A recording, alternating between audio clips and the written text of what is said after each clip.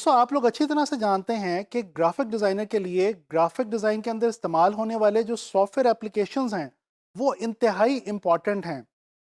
अच्छा, अक्सर लोगों को ये मसला आता है कि जब वो as a beginner in softwares को इस्तेमाल करना शुरू करते हैं और जब इस्तेमाल से पहले इंस्टॉल करते हैं परचेज़ करके, तो अक्सर उनको ये कन्फ्यूजन आती है कि ये कौन सा वर्जन है सॉफ्टवेयर का और इसके अंदर पता नहीं क्या है क्या नहीं। तो आपकी ये जो सॉफ्टवेयर के हवाले से कन्फ्यूजन्स हैं उनको मैं इस लेसन के अंदर दूर करने की कोशिश करूँगा। मैं आपको इस लेसन में बताऊंगा अडोबी कंपनी के बारे में, उसकी हिस्ट्री के बारे में, जिसने अडोबी इलस्ट्रेटर और अडोबी फोटोशॉप जैसे ज़बरदस्त ग्राफिक्स बेस्ड सॉफ्टवेयर जो हैं वो इजाद किए। और इसके अलावा हम कुछ बात करेंगे अडोबी के जो डिफरेंट सॉफ्टवेयर्स हैं उनके वर्जन्स और उनके पैकेजेस के हवाले से भी। तो चलें शुरू करते हैं। अच्छा, सबसे पहले मैं आपको थोड़ी सी हिस्ट्री बताना चाह रहा हूँ जी अडोबी कंपनी के हवाले से। दोस्तों, अडोबी जो कंपनी है ये 1982 के अंदर दो लोगों ने, जिनके नाम हैं जॉन वार्नक और चार्ल्स गेस्की, इन्होंने ये कंपनी स्टार्ट की थी। इससे पहले ये ज़ीरोक्स पार्क नामी एक कंपनी के अंदर जो है वो जॉब करते थे। अच्छा, इन दो लोगों का जो एक बड़ा पहला माइलस्टोन था जो इन्होंने अचीव किया अपने करियर के अंदर, वो ये था कि इन्होंने पोस्टस्क्रिप्ट लैंग्वेज के ऊपर बहुत ज़्यादा काम किया। दोस्तों, पोस्टस्क्रिप्ट लैंग्वेज एक ऐसी प्रोग्राम बेस्ड लैंग्वेज है जिसकी मदद से आने वाले दौर के अंदर कंप्यूटर में डेस्कटॉप पब्लिशिंग ने बहुत ज़्यादा ग्रोथ की। अच्छा, डेस्कटॉप पब्लिशिंग क्या चीज़ है यहाँ पे ये मैं आपको क्लियर करता चलूँ। दोस्तों, कंप्यूटर के साथ प्रिंटर को प्लग इन करके प्रिंट आउट लेना, जिस तरह से आम तौर पे हम लोग अपने घरों और दफ्तरों में अक्सर ये प्रैक्टिस करते हैं, यही कहलाती है जी डेस्कटॉप पब्लिशिंग।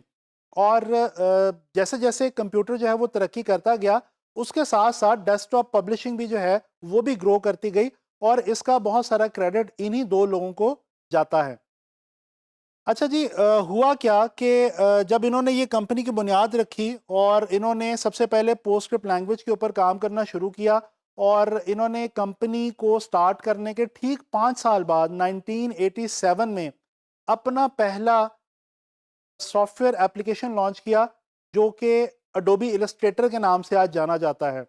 जी हाँ, ये वही एडोबी इलस्ट्रेटर है जिसके ऊपर हम लोग इस कोर्स के अंदर बहुत डिटेल में बात भी करेंगे और इसको लर्न भी करेंगे और इसके हवाले से काम भी करेंगे।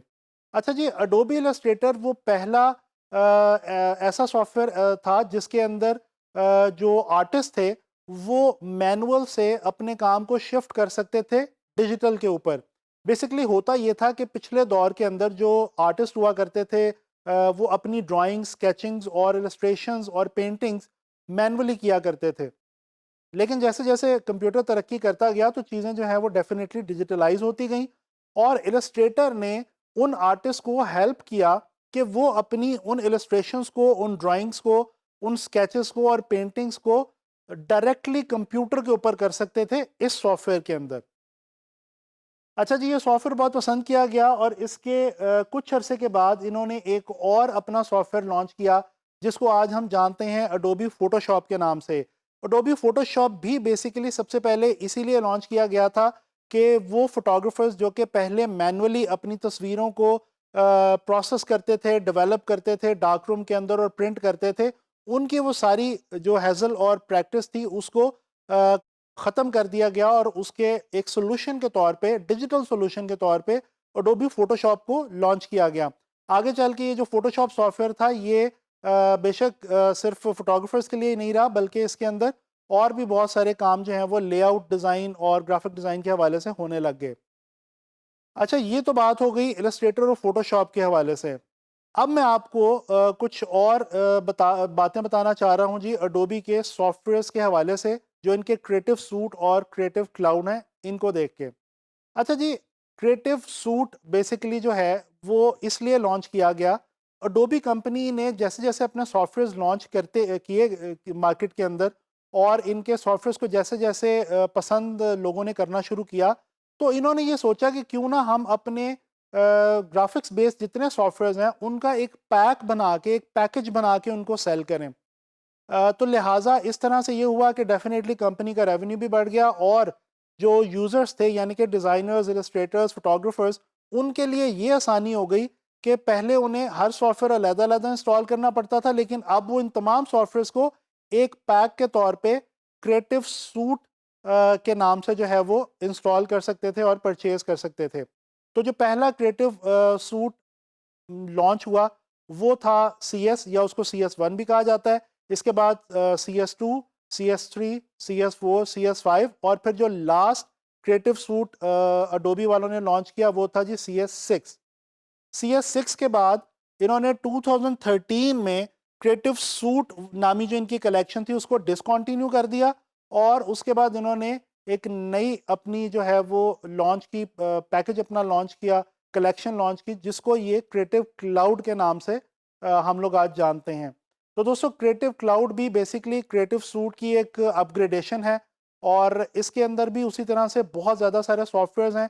और डेफिनेटली मैं यहाँ पे आपको ये बात भी क्लियर करता चलूँ कि ये इतने सारे वर्जन्स जो उन्होंने लॉन्च किए अडोबी कंपनी ने, इनको लॉन्च करने का एक मकसद ये भी था कि वक्त के साथ साथ हर आने वाले नए वर्जन में इन्होंने अपने सॉफ्टवेयर्स को बहुत इम्प्रूव कर दिया है। बहुत सारे ऐसे काम जो हम शुरू के अंदर इलस्ट्रेटर या फोटोशॉप में नहीं कर सकते थे, वो आज हम बहुत आसानी से जस्ट एक सिंगल क्लिक के साथ इलस्ट्रेटर और फोटोशॉप में कर सकते हैं। तो दोस्तों ये मैंने आप लोगों को कुछ बेसिक इन्फॉर्मेशन जो है वो प्रोवाइड की है इस लेसन में, क्रिएटिव सूट के हवाले से, क्रिएटिव क्लाउड के हवाले से, अडोबी के डिफरेंट वर्जन्स के हवाले से, और जो अडोबी कंपनी है उसकी हिस्ट्री के बारे में। तो मैं उम्मीद करता हूँ कि आपको जो है वो ये इन्फॉर्मेशन फ्रूटफुल लगी होगी और ये आपके लिए बहुत ज़्यादा काम आएगी। तो इंशाल्लाह ताला नेक्स्ट लेसन में मुलाकात होगी ग्राफिक डिज़ाइन के हवाले से किसी नए कॉन्सेप्ट को लेके।